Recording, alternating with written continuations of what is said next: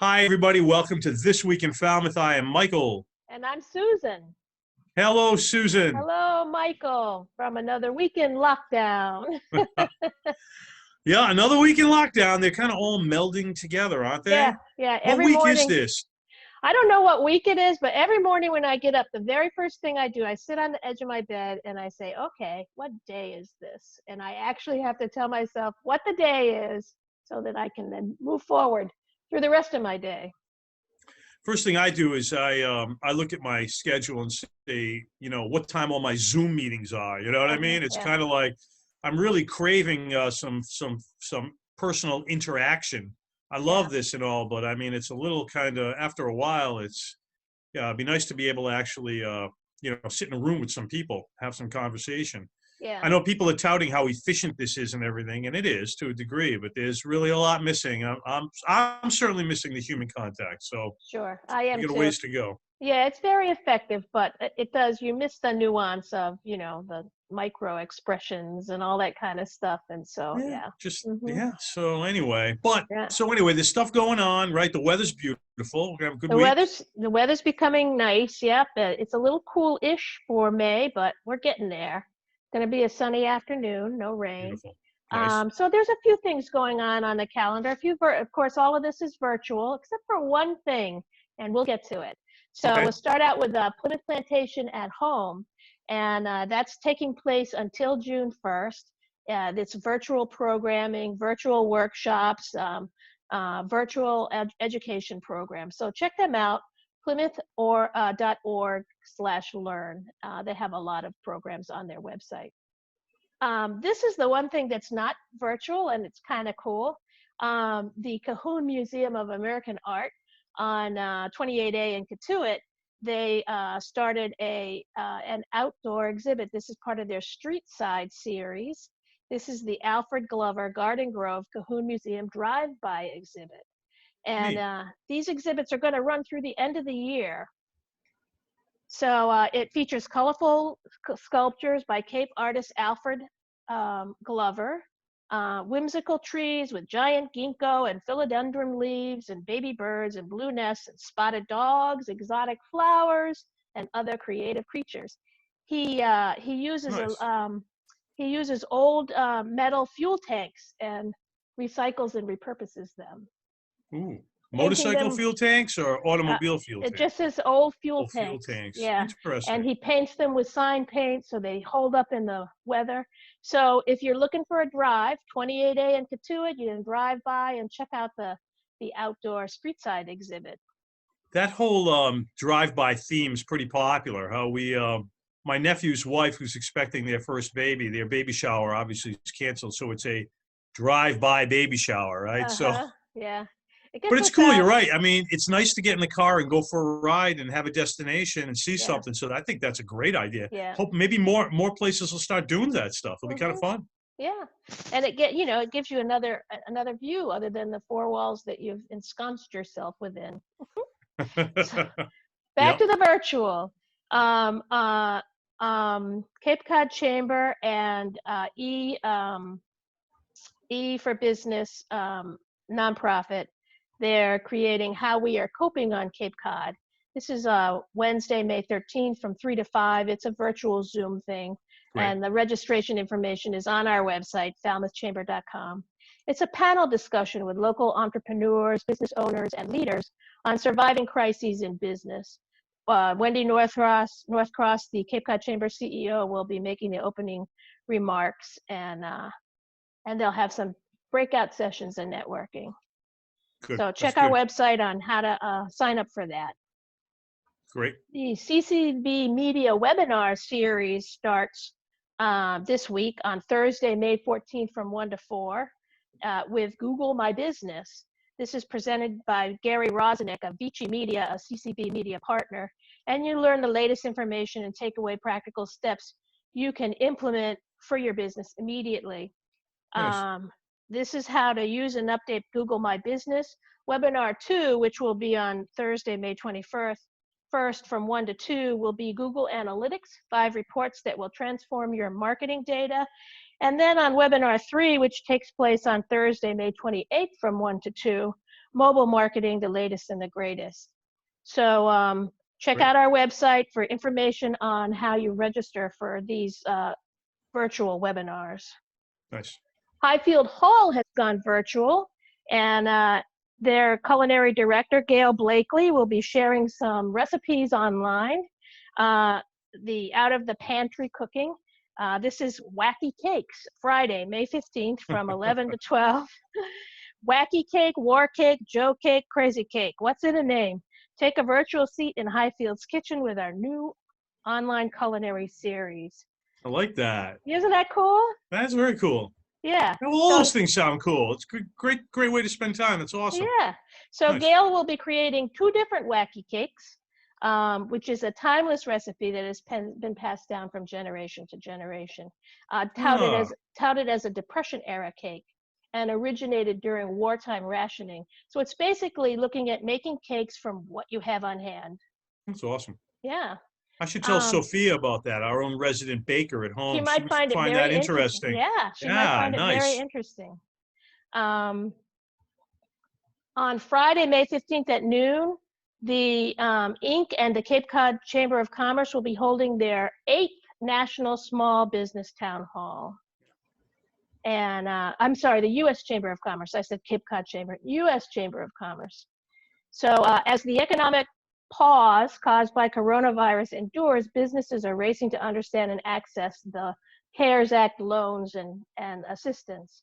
And so this is another town hall about that to help small businesses navigate the programs that are available to them. Yeah, always good to, brush up. Obviously, I know you have a lot of information regarding that on the website people can go to, but, if there's some type of a webinar series, definitely highly recommended that business owners take a look at that to get more, because there's more and more information. Sure. Because they're still trying to figure it out as they go along. So right, exactly. Great. And it lets you ask questions. And Nice. in the networking, it lets you share best practices. So Perfect. It's a little different than reading about it. Yeah. And then one more online course, and this is put out through the Cape Cod Community College. This is a Tuesday, the 19th, and Thursday, the 21st, just 2 90-minute sessions, their time and priority management online course.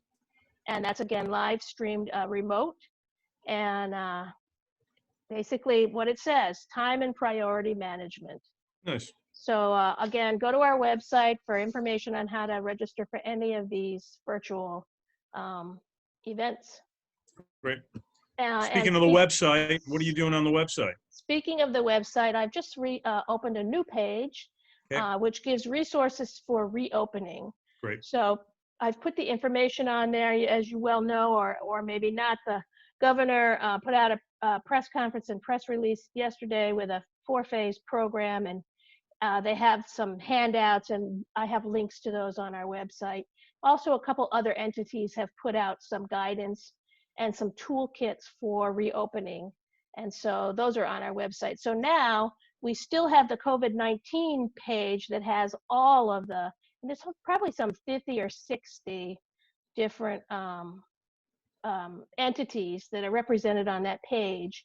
So you can still access that, but now we have a reopening page. So all of the reopening information is going to go on that page. That's great. That's it. Yeah.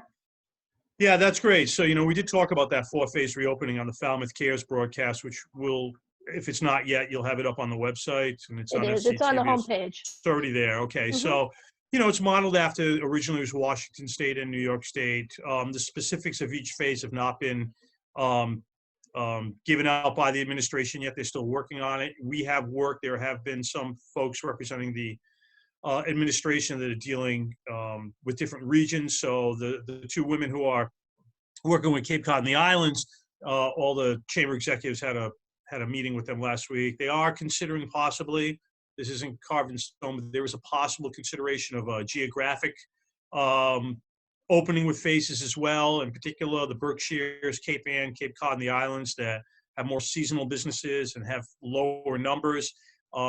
State Representative Dylan Fernandez was on the show yesterday, and he confirmed that as well, although nobody knows what that's going to be. But basically, once the phases start, we know that there's going to be restrictions on percentages of tables that can be occupied in a restaurant, percentage of rooms that can be rented at a time, and a in a hotel motel, square foot requirements possibly, and how many people can go into a retail spot. So stay tuned as we have that. We'll put that out there as well. If you go to the Falmouth Cares, there's a lot more. We've had a lot more conversation. We also heard from Reverend Nell Fields and Reverend Will Melbain from the Wacoit Church and St. Barnabas, respectfully about the faith community and what they're doing to try to address a lot of the anguish and suffering and just kind of unknown that's going on in the community right now. So that was really nice to talk to them and get a handle on the virtual services that are going on. I know my church is doing that, and a lot of all across people are doing that. So it's a nice that's a different perspective too, to see what how people are coping, really, because I think people are under a lot of duress. Yeah. It's hard, I think it's really, really hard trying to find balance in this whole new world, This is not a normal way of living for us. So even though we may be warm and comfortable and fed in our homes, if we're lucky, there's still stress there about it, because it's just not a normal way for us to live. Right. Mm-hmm. So that's great, so like Susan said, go to that. She'll be adding stuff to the reopening page, and we're constantly trying to update, and any information that we get we'll continue to pass along. Yep. I did want to say that we're closing in on the last couple of days where you'll be able to obtain a mail-in ballot for the election on May 19th, and that is the our state senate seat, as well as our town election. And so Michael Palmer has been encouraging everybody to do a mail-in ballot. It's going to be the safest way. You don't have to present yourself at the poll. And we as poll workers will have fewer people that we have to come in contact with on May 19th. So if you've been thinking about it, you can click that link on the homepage of our website. You can download the application for the mail-away ballots. You can send them in by email. You don't even have to mail them. And Town Hall will send you those ballots. When you receive them, you fill them out. You can either mail them back, or you can actually drop them in the drop box right in front of Town Hall next to the front door. They've actually secured the drop box flat up, so you don't even have to touch that to put them in there. So they're trying to make it as easy as possible. They want everyone to be safe, but we want everyone to vote. So right. If you haven't considered it, consider it. And it's very easy, and then it's done. That's good advice, Susan. Hopefully everybody will listen to those words of wisdom, really. Why go to the polls if you don't have to, but your voice needs to be heard. Yes, so we've definitely. done it. It was very simple. It's really simple. It's very simple. If you do present yourself to the polls, know that they are going to be limiting the amount of people. There will only be 6 people allowed in the polls at the same time. So you will probably, if you and a few other people show up at the same time, there may be some lines. So this is definitely the easiest way to take care of it, and the safest way for you and for me is to go ahead and do the mail-in ballot. Great. Thank you for that. Yeah. All right. So, all right, I guess until next week, make it a great week. Try to enjoy the weather. The weather's good. When the weather's good, try to get outside. Mm-hmm. Oh, it was very interesting. Reverend Will said yesterday, instead of social distancing, he likes the term physical distancing, which I thought was really cool. He said, because, we want to remain social. So I'm trying to use the word physical distancing instead of social distancing. So it was a good point, but what's in a word? I like that too. That's pretty cool. So yeah, very, very smart man. So that was great. Yeah. All right. Well, I hope that you get out a little bit today, Susan. Enjoy the good weather. Mm-hmm. And you also? I'm planning on it. So got to get out and get a balance going, right? Yep. And have a great day. And if I don't see you face to face again soon, have a good week. Okay. Everyone, take care. Take care.